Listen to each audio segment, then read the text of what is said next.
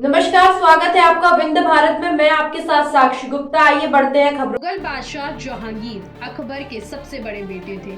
उनका शासनकाल 1605 से 1627 तक चला। हालांकि ऐसा माना जाता है कि 1611 से लेकर 1627 के बीच जहांगीर ने स्वतंत्र होकर शासन नहीं किया, क्योंकि इस अवधि में कार्यकाल पर जहांगीर की पत्नी नूरजहां का प्रभाव था। जहांगीर और नूरजहां की शादी साल 1611 में हुई थी। नूरजहां जहांगीर की 20वीं पत्नी। जहांगीर अक्सर नशे के कारण अदालती कार्यवाही से तलब रहते थे।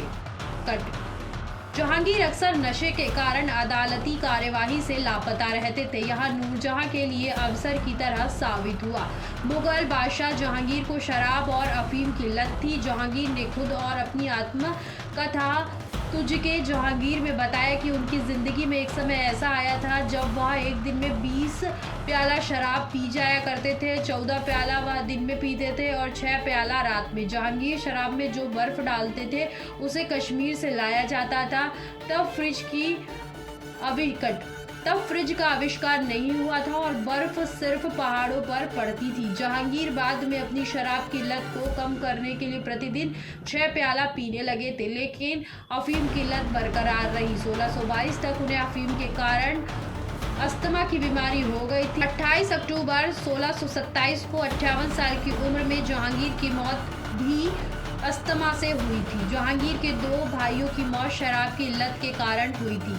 बीबीसी की एक रिपोर्ट के मुताबिक जहांगीर अपनी महत्वपूर्ण बैठक गुसैल खान में किया करता था। दरअसल यह परंपरा शेर शाह सूरी ने शुरू की थी। शेर शाह सूरी को दूसरे मुगल बादशाह हुमायूं को हराने और उत्तर भारत से खदेड़ने के लिए जाना जाता है। शेर शाह सूरी के बाल बहुत घुंघराले थे, इसलिए उनके बालों को सूखने में वक्त लगता था। तब शेरशाह सूरी ने स्नान घर में ही दरबार लगाने की परंपरा शुरू की थी। बाद में जहांगीर ने भी इस परंपरा को जारी रखा। जहांगीर की दोपहर की दरबार तो सार्वजनिक लगता था, लेकिन शाम का दरबार गुसल खाने में लगता था।